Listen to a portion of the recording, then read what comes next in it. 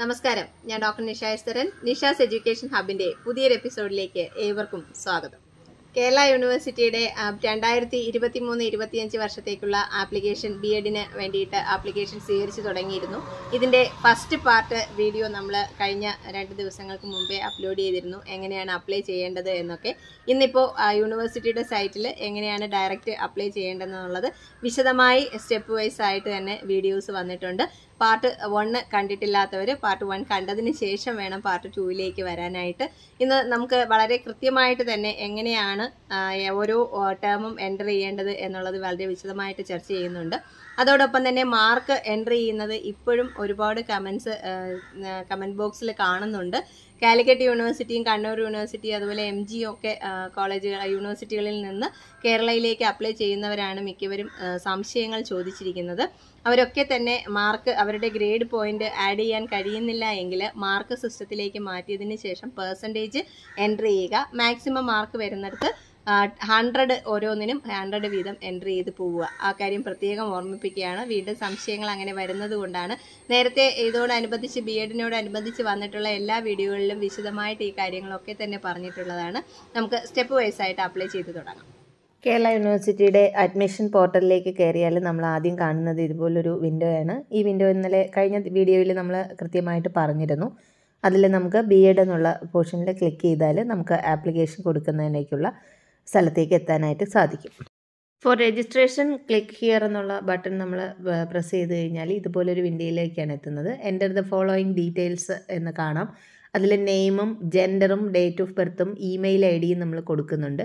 Email ID വളരെ കൃത്യമായിട്ട് തന്നെ കൊടുക്കുക. അതിലേക്കാണ് നമുക്ക് പിന്നീടുള്ള കമ്മ്യൂണിക്കേഷൻസ് വരുന്നത്. ഇത് നമ്മൾ സബ്മിറ്റ് എന്നുള്ള ബട്ടൺ കൊടുത്തു കഴിഞ്ഞാൽ നമുക്ക് നമ്മുടെ പ്രൈമറി ഡീറ്റെയിൽസ് എല്ലാം അതിനകത്ത് ആയി കഴിയും.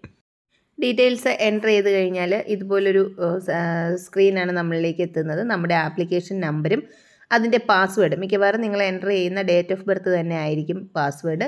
നിങ്ങളുടെ നെയിമും ഒക്കെ വളരെ കൃത്യമായിട്ട് അതിനകത്ത് മെൻഷൻ ചെയ്ത് തന്നെ വരും. ആപ്ലിക്കേഷൻ നമ്പരും പാസ്വേഡും നമ്മൾ നോട്ട് ചെയ്ത് വയ്ക്കേണ്ടത് അത്യാവശ്യമാണ്.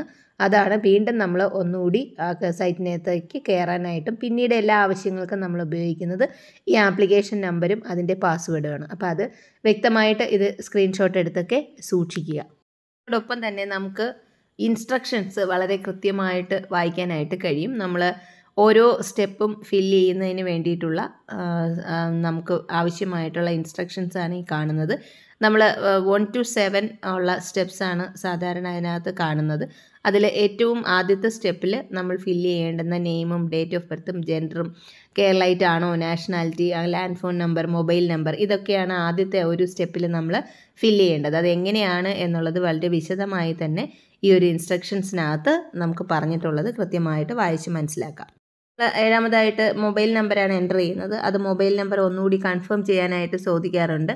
അതുപോലെ മെയിൽ ID, അഡ്രസ്സ്, അച്ഛൻ്റെ പേര്, റിലീജിയനും കാസ്റ്റും. ഇനി ക്രീമി ലെയർ സർട്ടിഫിക്കറ്റ് ഉണ്ടോ ഇല്ലയോ എന്നുള്ളതാണ്. ക്രീമി ലെയർ SC/BC കാറ്റഗറിയിൽ റിസർവേഷനൊക്കെ വരുന്നവർക്ക് creamy layer certificate, non creamy layer certificate നമ്മൾ സബ്മിറ്റ് ചെയ്യേണ്ടതായിട്ടുണ്ട്. അതുണ്ടോ ഇല്ലയോ എന്നുള്ളതാണ്. ഉണ്ട് എന്ന് കൊടുക്കുന്നവർ കൃത്യമായിട്ട് അഡ്മിഷൻ സമയത്ത് അത് ഹാജരാക്കണം.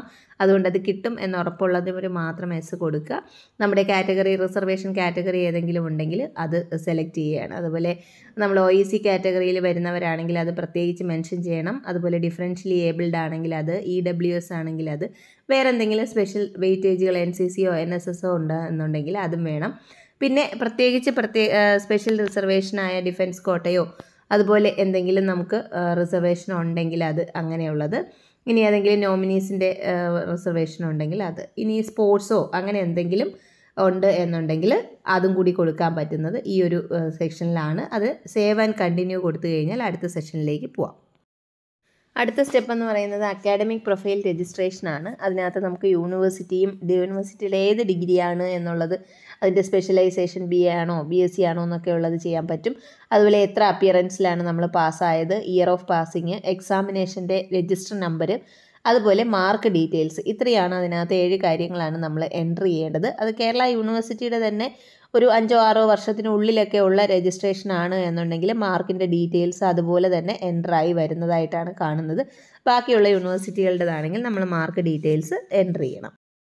അടുത്തതായിട്ട് സ്റ്റെപ്പ് 3 ആഡ് ആൻഡ് ചേഞ്ച് ഓപ്ഷനാണ്. നമുക്ക് കോളേജുകൾ സെലക്ട് ചെയ്ത് ആഡ് ചെയ്യുകയോ അല്ലെങ്കിൽ ചേഞ്ച് ചെയ്യുകയോ അല്ലെങ്കിൽ ക്യാൻസൽ ചെയ്യുകയോ ഒക്കെ ചെയ്യാൻ പറ്റുന്ന ഓപ്ഷനാണ് ആഡ് ആൻഡ് ചേഞ്ച് ഓപ്ഷൻ. ഇത് നമുക്ക് വളരെ വ്യക്തമായിട്ട് തന്നെ അതിനകത്ത് അപ്പ് ആരോയും ഡൗൺ ആരോയും കൊടുക്കാം. അതുപോലെ നമ്മൾ 3 പ്രാവശ്യം ക്ലിക്ക് ചെയ്ത് കഴിഞ്ഞാൽ ഒരെണ്ണം ഡിലീറ്റ് ആയി പോവുകയും ചെയ്യും. അതുപോലെ നമ്മൾ സേവ് ആൻഡ് റിഫ്രഷ് ഓപ്ഷൻസ് കൊടുത്താൽ മാത്രമേ നമ്മളിത് സെലക്ട് ചെയ്യുന്നത് സേവ് ആകത്തുള്ളൂ. ഓരോ പ്രാവശ്യവും സേവ് ആയി പോകും. ഇപ്പം നമ്മൾ രണ്ടാമതൊന്ന് ആഡ് ചെയ്തിട്ട് അത് ഡിലീറ്റ് ചെയ്ത് കഴിഞ്ഞാൽ സേവ് ആൻഡ് റിഫ്രഷ് ഓപ്ഷൻ കൊടുത്താൽ മാത്രമേ അങ്ങനെ വരൂ. അല്ലെങ്കിൽ നേരത്തെ ഉള്ളതുപോലെ തന്നെ അതിനകത്ത് കാണിക്കും. അടുത്ത സ്റ്റെപ്പ് എന്ന് പറയുന്നത് പേയ്മെൻറ്റ് ഓപ്ഷനാണ്. അതുപോലെ ഫോട്ടോയും സിഗ്നേച്ചറും അപ്ലോഡ് ചെയ്യണം. നമുക്ക് എന്നിട്ട് ലാസ്റ്റ് 6 സ്റ്റെപ്പ് വരുമ്പോൾ ആപ്ലിക്കേഷൻ നമുക്ക് വെരിഫൈ ചെയ്യാൻ പറ്റും. 7ാമത്തെ സ്റ്റെപ്പ് എന്ന് പറയുന്നത് നമ്മൾ കംപ്ലീറ്റ് ചെയ്തിട്ട് പ്രിൻ്റ് ഔട്ട് എടുക്കുന്നതാണ്. ഈ ഇത്രയും സ്റ്റെപ്പുകൾക്കിടയിൽ ഒരിക്കലും നമ്മൾ ബാക്ക് ബട്ടൺ, അതായത് റിവേഴ്സ് പോകാനേ പാടില്ല. നമ്മൾ ചെയ്യുന്നതിൽ എന്തെങ്കിലും തെറ്റ് വരുന്നെങ്കിൽ നമുക്ക് ലാസ്റ്റ് എഡിറ്റ് ഓപ്ഷൻ ഉണ്ട്. ആ എഡിറ്റ് ഓപ്ഷനിൽ നമുക്ക് കറക്റ്റ് ചെയ്യാം. അപ്പോൾ ബാക്ക് ബട്ടൺ കൊടുക്കരുത് എന്നുള്ളത് പ്രത്യേകമായിട്ട് ശ്രദ്ധിക്കേണ്ടുന്ന കാര്യമാണ്. ആപ്ലിക്കേഷൻ നമ്പറും പാസ്വേഡും എൻ്റർ ചെയ്തിട്ട് നമുക്ക് പ്രൊഫൈൽ രജിസ്ട്രേഷൻ സ്റ്റാർട്ട് ചെയ്ത് കഴിഞ്ഞാൽ ഇതുപോലൊരു വിൻഡോയിലേക്കാണ് നമ്മൾ എത്തുന്നത്. ഇവിടെ നമ്മുടെ പേരും നമ്മുടെ ഡേറ്റ് ഓഫ് ബർത്തും അതിനകത്ത് ഓൾറെഡി തന്നെ എൻ്റർ ആയിട്ടുണ്ടാവും. അതുപോലെ ജെൻഡറും വന്നിട്ടുണ്ടായിരിക്കും. ബാക്കി ഡീറ്റെയിൽസാണ് നമ്മൾ കൊടുക്കേണ്ടത്. കോൺടാക്ട് നമ്പർ 2 പ്രാവശ്യം കൺഫർമേഷൻ ചെയ്ത് കൊടുക്കേണ്ടതുണ്ട്. ഒരു ലാൻഡ് ഫോൺ നമ്പർ ഉണ്ടെങ്കിൽ മാത്രം കൊടുത്താൽ മതി. അത് മാൻഡേറ്ററി അല്ല. ഇല്ലെങ്കിൽ ആ സ്പേസ് ബ്ലാങ്ക് ആയിട്ട് ഇടുക. ഇമെയിൽ ID ഒക്കെ നേരത്തെ നമ്മൾ സെലക്ട് ചെയ്തിരുന്നത് കൊണ്ട് തന്നെ അതവിടെ എൻ്റർ ആയി വരും. പിന്നെ ഫുൾ അഡ്രസ്സ് കൊടുക്കാനുണ്ട്. ഹൗസ് നെയിമും സ്ട്രീറ്റും പ്ലേസും ഡിസ്ട്രിക്റ്റും സ്റ്റേറ്റും പോസ്റ്റ് ഓഫീസും അതിൻ്റെ പിൻകോഡും ഒക്കെ തന്നെ നമുക്ക് അവിടെ എൻ്റർ ചെയ്യണം. അതുപോലെ അച്ഛൻ്റെ പേരും കൃത്യമായിട്ട് എൻ്റർ ചെയ്യേണ്ടതാണ്. ഇത് നമുക്ക് റിസർവേഷൻ ഡീറ്റെയിൽസ് എൻ്റർ ചെയ്യാനുള്ള സെക്ഷനാണ്. അതിനകത്ത് റിലീജിയനും കാസ്റ്റ് കാറ്റഗറി OEC ആണോ EWS ആണോ എന്നൊക്കെ ഉള്ളത്. അത് യെസ് ഓർ നോ കൊടുക്കാനായിട്ട് കൊടുത്തേക്കുന്നത് കാണുക. അതുപോലെ NCCയിലോ NSSലോ ഉണ്ടോ എന്നുള്ളത് സ്പെഷ്യൽ വെയിറ്റേജ് ഡീറ്റെയിൽസ് ആണ്. അതുപോലെ സ്പെഷ്യൽ റിസർവേഷനുകൾ ഏതെങ്കിലും ഉണ്ടോ എന്നുള്ളത് തന്നേക്കുന്നത് ശ്രദ്ധിക്കുക. ഡിഫൻസോ അല്ലെങ്കിൽ ഡിപ്പാർട്ട്മെൻറ്റ് കോട്ടയോ തമിഴ് ലിംഗ്വിസ്റ്റിക്സ് ആണോ, അതുപോലെ ബ്ലൈൻഡ് കാൻഡിഡേറ്റ് ആണോ, ഡിഫറൻഷ്യലി ഏബിൾഡ് എന്തെങ്കിലും ആണോ, ഇങ്ങനെയൊക്കെ ഉള്ള ഒരുപാട് റിസർവേഷനുകൾ വരുന്നുണ്ട്. അതിൻ്റെ ഏതെങ്കിലും ഉണ്ടെങ്കിൽ അതെല്ലാം കൊടുക്കുക. ഇല്ലെങ്കിൽ നോ കൊടുത്ത് പോവുക. ഇതിൻ്റെ താഴെ നമുക്ക് സേവ് ആൻഡ് കണ്ടിന്യൂ എന്ന് പറയുന്ന ഒരു ബട്ടൺ കാണാം. അത് പ്രസ് ചെയ്ത് കഴിഞ്ഞാൽ അടുത്ത പേജിലേക്ക് പോകും. അടുത്ത് നമുക്ക് അക്കാഡമിക് രജിസ്ട്രേഷൻ ആണ് വരുന്നത്. അതിൽ name of university, year of joining UG, അതായത് ഡിഗ്രിക്ക് ജോയിൻ ചെയ്ത വർഷം, then ഏത് UG ആയിരുന്നു എന്നുള്ളത്, അതുപോലെ ഏത് പ്രോഗ്രാം ആയിരുന്നു എന്നുള്ളത് ടൈപ്പ് ചെയ്യുക. നമ്പർ ഓഫ് അപ്പിയറൻസ് ഉണ്ട്, എക്സാമിനേഷൻ്റെ register number, year of passing, അതുപോലെ പാറ്റേൺ ഓഫ് എക്സാമിനേഷൻ പാസ്ഡ് ചോദിച്ചിട്ടുണ്ട്.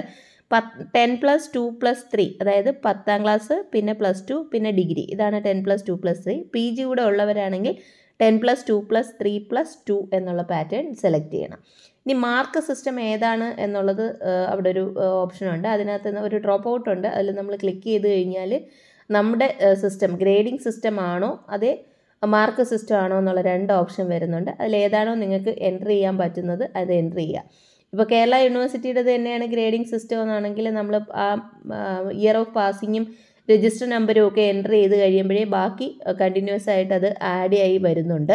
അതേസമയം ഇപ്പോൾ കാലിക്കറ്റിൽ നിന്നോ കണ്ണൂരിൽ നിന്നോ ഒക്കെ ഉള്ള കുട്ടികളാണെങ്കിൽ ഗ്രേഡ് സിസ്റ്റം അവരുടെ ഗ്രേഡ് സിസ്റ്റമായിട്ട് കമ്പയർ ചെയ്യുമ്പോൾ ഇവിടെ മാർക്ക് എൻ്റർ ചെയ്യാൻ ബുദ്ധിമുട്ട് വരുന്നതുകൊണ്ട് മാർക്ക് സിസ്റ്റം സെലക്ട് ചെയ്തതിന് ശേഷം പെർസെൻറ്റേജ് മാർക്കിനെ കൺവേർട്ട് ചെയ്ത് പെർസെൻറ്റേജ് മാർക്ക് എൻ്റർ ചെയ്തിട്ട് ഔട്ട് ഓഫ് 100 എന്നുള്ള രീതിയിൽ എൻ്റർ ചെയ്ത് പോകാനായിട്ട് സാധിക്കും.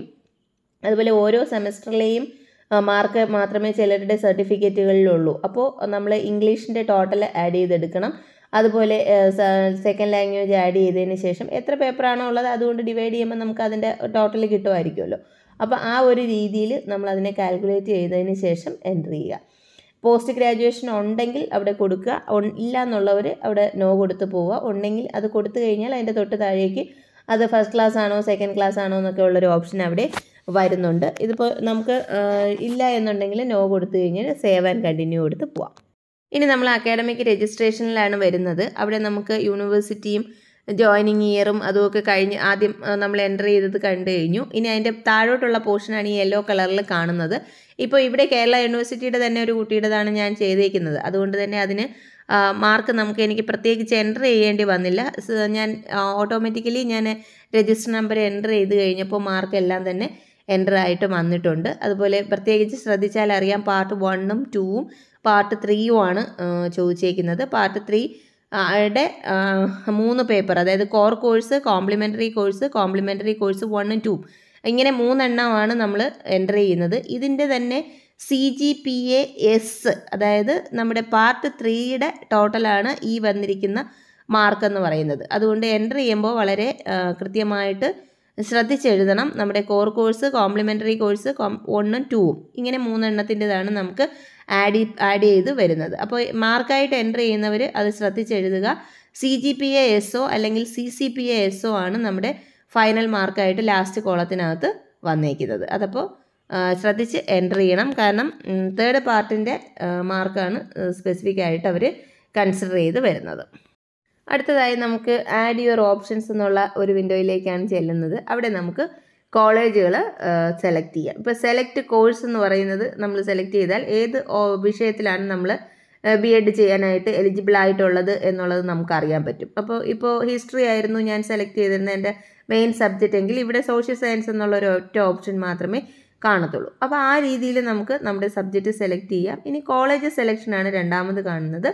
അവിടെ നമുക്ക് ആ സെലക്ട് ബട്ടണിൽ ക്ലിക്ക് ചെയ്ത് കഴിഞ്ഞാൽ ഈ നിങ്ങളുടെ സബ്ജക്റ്റ്, അതിപ്പോൾ സോഷ്യൽ സയൻസ് ആണെങ്കിൽ സോഷ്യൽ സയൻസ് ഏതൊക്കെ കോളേജുകളിലുണ്ടോ ആ കോളേജുകൾ താഴോട്ട് ലിസ്റ്റ് ചെയ്ത് വരും. അതിൽ നമുക്ക് ആവശ്യമുള്ളത് സെലക്ട് ചെയ്തിട്ട് ആഡ് യുവർ ഓപ്ഷൻ എന്ന റൈറ്റ് സൈഡിൽ കാണുന്നത് ക്ലിക്ക് ചെയ്താൽ മതി. അപ്പോൾ ആ കോളേജ് താഴോട്ട് ആഡ് ചെയ്തിട്ട് വരും. അത് കഴിഞ്ഞ് നമുക്കത് വേണമെന്നുണ്ടെങ്കിൽ അവിടെ കണ്ടിന്യൂ ചെയ്യുക. അടുത്തത് വീണ്ടും സെലക്ട് ചെയ്യുക. സേവ് ആൻഡ് റിഫ്രഷ് ഓപ്ഷൻ താഴെ കാണുന്നുണ്ട്, അത് കൊടുത്തു കഴിഞ്ഞാൽ അത് സേവായി പോകും.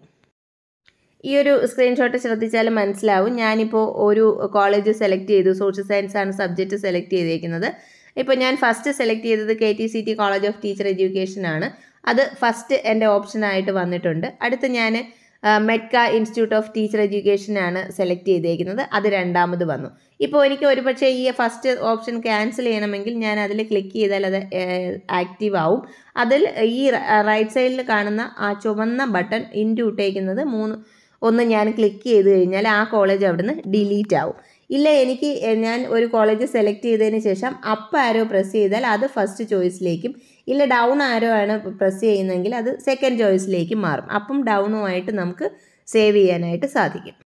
ഇനി ഇത് പേയ്മെൻറ്റ് ചെയ്യേണ്ടുന്ന പ്ലേസ് ആണ്. ഇവിടെ നമുക്ക് നമ്മൾ അതുവരെയുള്ള എല്ലാം കംപ്ലീറ്റ് ആയി കഴിഞ്ഞാൽ നമ്മൾ പേയ്മെൻറ്റ് ഓപ്ഷനിലേക്ക് പോകും. പേ ഓൺലൈൻ എന്ന് പറയുന്ന ആ ഒരു ബട്ടണിൽ നമ്മൾ പ്രസ് ചെയ്ത് കഴിഞ്ഞാൽ നമുക്ക് അതിന് അടുത്ത് ഇനി നമുക്ക് കാർഡ് ഉപയോഗിച്ച് പേ ചെയ്യാൻ പറ്റുന്ന വിൻഡോയാണ് ഓപ്പൺ ആയി വരുന്നത്. ഇതുപോലെ ഒരു ചൂസ് പ്രിഫേർഡ് പേയ്മെൻറ്റ് ഗേറ്റ് വേ വരാറുണ്ട്. അത് ഏത് പേയ്മെൻറ്റ് വേണമെന്നുള്ളത്, ഈ പേയ്മെൻറ്റാണ് നമ്മൾ ഉദ്ദേശിക്കുന്നത്, അത് ഏത് വേണമെന്നൊക്കെ നമുക്ക് സെലക്ട് ചെയ്യാനായിട്ട് സാധിക്കും. പേയ്മെൻറ്റ് ചെയ്ത് കഴിഞ്ഞാൽ ഇതുപോലൊരു ട്രാൻസാക്ഷൻ ഡീറ്റെയിൽസ് കാണിക്കാറുണ്ട്. ഇതും സ്ക്രീൻഷോട്ട് എടുത്ത് സൂക്ഷിക്കേണ്ടതാണ്. കാരണം ഒന്നുകിൽ പ്രിൻ്റ് കൊടുക്കുക അല്ലെങ്കിൽ സ്ക്രീൻഷോട്ട് എടുത്ത് പ്രിൻ്റ് എടുക്കുക. കാരണം ഇത് നമ്മൾ അഡ്മിഷൻ സമയത്ത് അവിടെ കോളേജിൽ ഹാജരാക്കേണ്ടുന്ന സാധനമാണ് പേയ്മെൻറ്റ് സ്ലിപ്പ് എന്ന് പറയുന്നത്. ഇത് നമുക്ക് പ്രിൻ്റ് എടുത്ത് സൂക്ഷിക്കണം. അടുത്തതായി ഫോട്ടോയും അതുപോലെ സിഗ്നേച്ചറും അപ്ലോഡ് ചെയ്യാനാണ്. നമുക്ക് ചൂസ് ഫയൽ എന്നുള്ളൊരു ഓപ്ഷൻ കാണുന്നത് ശ്രദ്ധിക്കുക. ചൂസ് ഫയൽ കൊടുത്തു കഴിഞ്ഞാൽ ഫോട്ടോ നമ്മൾ സിസ്റ്റത്തിൽ സേവ് ചെയ്തിട്ടുണ്ടെങ്കിൽ ഫോട്ടോ സെലക്ട് ആക്കാം. അതുപോലെ സിഗ്നേച്ചറും നമുക്ക് സെലക്ട് ചെയ്യാം. ഇത്രയും ഡീറ്റെയിൽസ് എൻ്റർ ചെയ്ത് കഴിഞ്ഞാൽ നമ്മുടെ ഫുൾ ആപ്ലിക്കേഷൻ ഫോം നമുക്ക് കാണാനായിട്ട് സാധിക്കും. അതിൽ നിന്ന് എന്തെങ്കിലും ചേഞ്ചസ് വരുത്തണം എന്നുണ്ടെങ്കിൽ നമുക്ക് എഡിറ്റ് പ്രൊഫൈൽ എന്ന് പറയുന്നൊരു ഓപ്ഷൻ ഈ ഒരു ഫ്രണ്ട് സൈഡിലായിട്ട് കാണുന്നത് ശ്രദ്ധിക്കുക. അതിൽ ക്ലിക്ക് ചെയ്ത് കഴിഞ്ഞാൽ നമുക്ക് എഡിറ്റ് കൊടുക്കാൻ പറ്റും. ഇനി ഇൻഡെക്സ് മാർക്ക് കാണുന്നത് ശ്രദ്ധിക്കുക. ഇൻഡെക്സ് മാർക്ക് ക്ലിക്ക് ചെയ്തപ്പോഴാണ് ഞാൻ എൻ്റർ ചെയ്ത പേപ്പറിന് കുട്ടിക്ക് വന്നിട്ടുള്ള മാർക്കാണ് ഇൻഡെക്സ് മാർക്ക് ഇവിടെ കാണിക്കുന്നത്. അതിൻ്റെ നോർമൽ മാർക്ക് 72.08 ആയിരുന്നു. അപ്പം 720.8 അത്രയും മാർക്ക് വന്നിട്ടുണ്ട്. അതുപോലെ സ്പെഷ്യൽ വെയിറ്റേജ് 20 മാർക്സ് വന്നു. അങ്ങനെ 740 മാർക്സ് നമുക്ക് ആ കുട്ടിക്ക് ഇൻഡെക്സ് മാർക്കായിട്ട് ആഡ് ചെയ്യപ്പെട്ടിട്ടുണ്ട്. അപ്പോൾ ഇങ്ങനെയാണ് നമ്മുടെ ഇൻഡെക്സ് മാർക്ക് അതിനകത്ത് നമുക്ക് കാണാനായിട്ട് സാധിക്കുന്നത്. ട്രയൽ അലോട്ട്മെന്റ് വരുന്നതോടുകൂടി എന്തൊക്കെ കാര്യങ്ങളാണ് ചെയ്യേണ്ടതെന്നും അതിനോടനുബന്ധിച്ച് എന്തൊക്കെ തയ്യാറെടുപ്പുകളാണ് ചെയ്യേണ്ടതെന്നും ഒക്കെ ഉള്ളത് തൊട്ടടുത്ത ദിവസങ്ങളിൽ തന്നെ വീഡിയോ ആയിട്ട് എത്തുന്നുണ്ട്. അഡ്മിഷൻ കിട്ടുന്നത് വരെയും അത് കഴിഞ്ഞ് നിങ്ങളുടെ ഹയർ സ്റ്റഡീസിനും ഒക്കെ തന്നെ നിഷാസ് എഡ്യൂക്കേഷൻ ഹബ്ബ് എപ്പോഴും കൂടെ ഉണ്ടാവും. ഏവർക്കും നമസ്കാരം.